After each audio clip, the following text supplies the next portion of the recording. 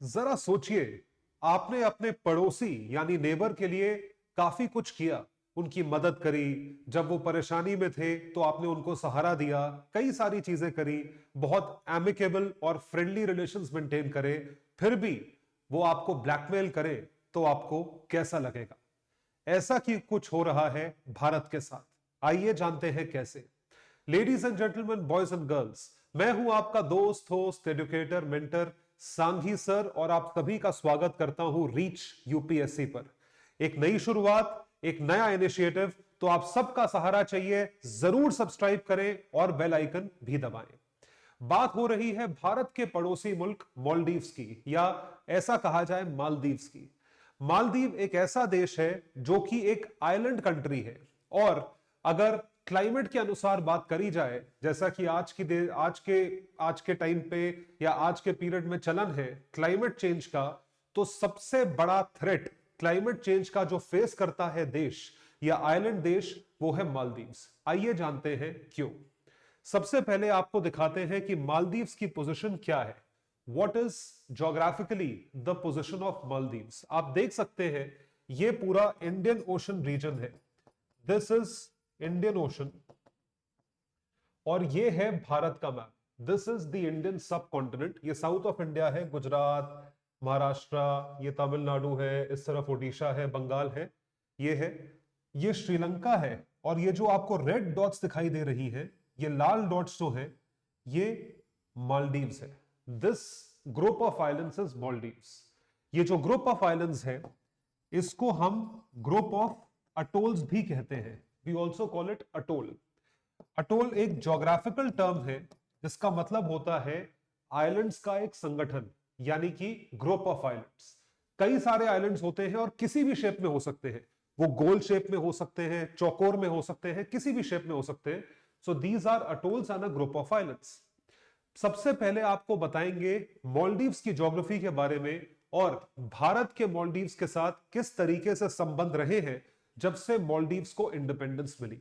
आइए जानते हैं मालदीव्स के बारे में। एक ऐसा ग्रुप ऑफ आइलैंड्स जो कि 26 अटोल्स से बना है, has been made from 26 atolls, और ये सदर्न पार्ट ऑफ एशिया में पाया जाता है। तो it stretches across the equator. Equator जो है इसके थ्रू होते हुए गुजरता है, making a total land area of almost 290 square kilometres. 290 square मील का जो एरिया है उसको ये कवर करता है। The Maldives is the smallest country in Asia. सबसे छोटा देश है एशिया में मालदीव्स। क्योंकि सबसे छोटा देश है, इस वजह से उसकी जनसंख्या भी कम है। तो कुल मिला के जनसंख्या तकरीबन 5,15,000 के आसपास है, जिसमें से मेजॉरिटी जनसंख्या जो है वो इस्लाम को फॉलो करती है, यानी कि मुस्लिम जनसंख्या है। Majority of the population is Muslim. तो ऐसा भी कह सकते हैं ये दुनिया का सबसे छोटा देश है जिसमें मेजॉरिटी मुस्लिम पॉपुलेशन है। So it is the smallest Muslim majority country in the world. बात हो रही है मालदीव्स की। एवरेज टोटल जो ग्राउंड लेवल एलिवेशन है, अब देखिए मैंने आपको यह बताया कि मालदीव्स जो है क्लाइमेटिकली बहुत रिस्की पोजीशन में है। क्यों रिस्की पोजीशन में है? क्योंकि वो सी लेवल से कुछ ही ऊपर है। जो मालदीव्स का हाईएस्ट पॉइंट है सी लेवल से, वो क्लेम करते हैं 5 मीटर, लेकिन सैटेलाइट की जो इमेजेस हैं उसके अनुसार देखा गया है वो पॉइंट सिर्फ और सिर्फ 2.4 मीटर ऊपर है। 2.4 मीटर कितना होता है आप खुद सोच के देखिए, आप खुद नाप के देखिए। और ये जो है सी लेवल से सिर्फ और सिर्फ 1.5 मीटर ऊपर है। Only 1.5 metre above sea level, and it can go up to 2.4 metre, which is the highest level. So the lowest lying country of the world is waiting to die a climatic death. और इसका example, इसका जो पूरा का पूरा illustration, physical illustration हमने देखा सन 2004 में जब सुनामी आया था। इस स्पेसिफिक खूबसूरत आइलैंड जो कि आप देखते हैं बॉलीवुड सेलेब्स और क्रिकेटर्स और जितने भी लोग हैं वो मालदीव्स खूब जाते हैं।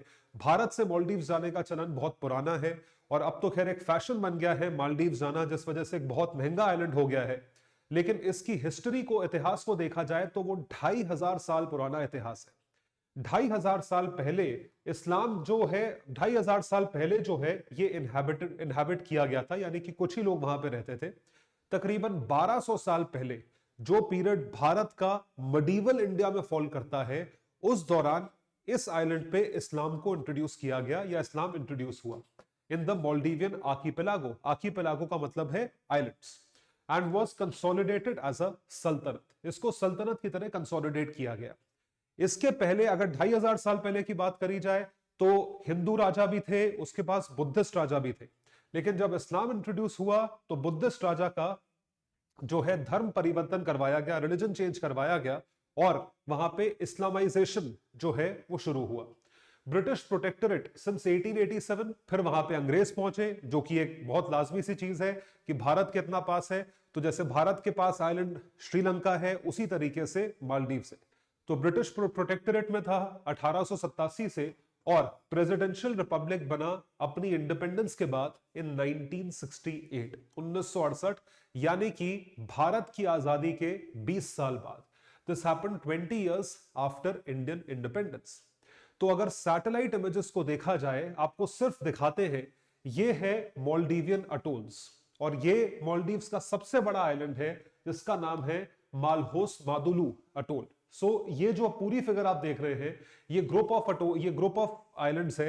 ये एक अटोल है जिसका नाम है मालहोस मादुलू अटोल। सिर्फ एक इमेज के पर्पस से मैं आपको दिखा रहा हूं, बड़ी सुंदर सी इमेज है जो मैंने आपके सामने प्रस्तुत करी है।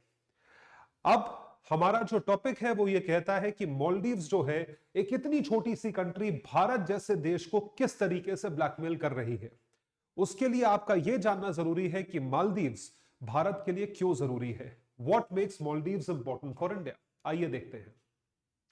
अगर हम UN clause, United Nations convention on law of seas पे जाएं, तो उस यूएन क्लॉज के अनुसार यह देखा जाता है कि हर देश का एक्सक्लूसिव इकोनॉमिक जोन होता है, यानी कि जो लैंड बॉर्डर्स होते हैं ये भारत के लैंड बॉर्डर्स हैं। लैंड बॉर्डर्स से 200 नॉटिकल माइल, 200 नॉटिकल माइल से या 200 नॉटिकल माइल्स तक एक्सक्लूसिव इकोनॉमिक जोन हर देश का एक्सटेंड करता है।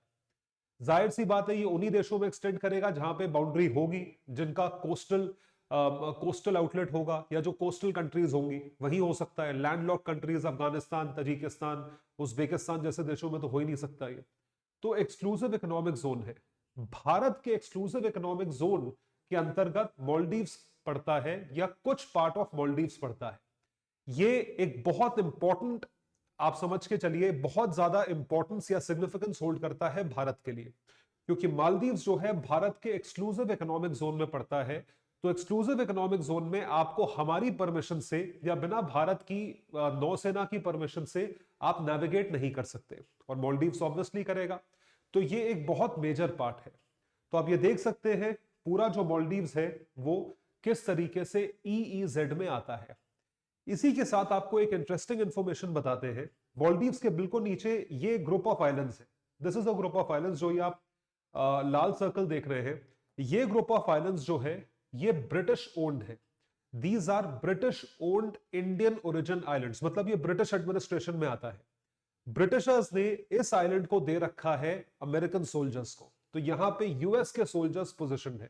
आप सोच के देखिए, इंडियन ओशन के बीच में एक आइलैंड है जो मालदीव्स के नीचे पड़ता है, वहां पे अमेरिकन सोल्जर्स है। इसका खतरा किस देश को होगा? इसका खतरा अफ्रीका बहुत दूर है, सिंगापुर बहुत दूर है, मालदीव्स को किस बात का खतरा होगा? तो जाहिर सी बात है, बचा क्या? भारत बचा। तो सबसे ज्यादा खतरा इसका भारत को है। इस वजह से भी मालदीव्स एक फ्रेंडली कंट्री होना इंडिया के लिए बहुत जरूरी है, हाईली इंपॉर्टेंट फॉर इंडिया। तो ज्योग्राफी जो है वो इंपॉर्टेंस एसोसिएट करती है। अब क्योंकि मालदीव्स जो है वो एक क्लाइमेटिक थ्रेट फेस करता है, जैसा मैंने आपको बताया, इस चीज का उदाहरण हमने सन 2004 में देखा, सुनामी आया वहां पे। अब मालदीव्स की ज्योग्राफी ऐसी है कि मालदीवियन आइलैंड जो है वो पानी से 1.5 मीटर ऊपर है।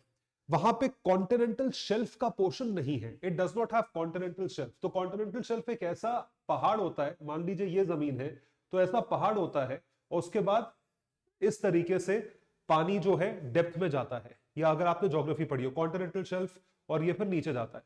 तो कॉन्टिनेंटल शेल्फ ये वाला पोर्शन जो है ये नहीं है। नॉर्मली जब बीच पे आप जाते हो तो आप पैदल चल के यहां तक आ सकते हो, जहां तक भी आपकी हाइट है आप जा सकते हो। तो ये पूरा कॉन्टिनेंटल शेल्फ रीजन होता है, और आप काफी आगे किलोमीटर होता है। इंडियन वेस्ट कोस्ट या ईस्ट कोस्ट पे जाएं, अगर आप गोवा जाएं, ओडिशा जाएं, तो आप कोस्ट में कॉन्टिनेंटल शेल्फ होता है। ये कॉन्टिनेंटल शेल्फ जो है, आप ये मान के चलिए, ये वेव्स को और बढ़ावा देता है। तो अगर यहां पे अर्थक्वेक आया, समुद्र के बीच में अर्थक्वेक आया, तो इस तरीके से वेव्स जो है वो आना शुरू होंगी और वो कॉन्टिनेंटल शेल्फ उसे उछाल देगा। It will basically portrait, it will you magnify it. लेकिन ये चीज मॉलडीव्स में नहीं हुई, क्योंकि ये कॉन्टिनेंटल शेल्फ वाला पोर्शन एब्सेंट है। It was saved because absence of continental shelf.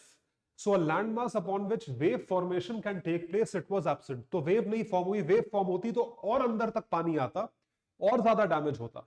अभी भी डैमेज कम नहीं हुआ है, लेकिन और डैमेज होता, और लोगों की मृत्यु होती, और जीडीपी का नुकसान होता। खैर, जो कुछ हुआ उसकी वजह से भी मालदीव्स की जो जीडीपी है वो तकरीबन 60% से कम हो गई थी, अफेक्टेड थी। 62% of the GDP was destroyed. $400 million का नुकसान हुआ, और सिर्फ 9 आइलैंड जो है वो फ्लडिंग से बच पाए। बाकी सारे के सारे आइलैंड जो है अफेक्टेड थे 57 में से। तो ये चीज है जो कि सुनामी का इंपैक्ट किया है या हुआ है। इसमें जो फर्स्ट पॉइंट ऑफ कांटेक्ट था वो था Bharat. India was the first point of contact. India ने एयरलिफ्ट करा बेसिक चीजें जैसे कि दवाइयां, पीने का पानी, डॉक्टर सर्विसेज, मेडिकल सर्विसेज, बहुत सारी चीजें, खाने पीने की सर्विसेज, सब कुछ भारत से वहां पे गया था। अब एक नजर डालते हैं मालदीवियन पॉलिटी पे, यानी कि मालदीव्स की पॉलिटिक्स पे।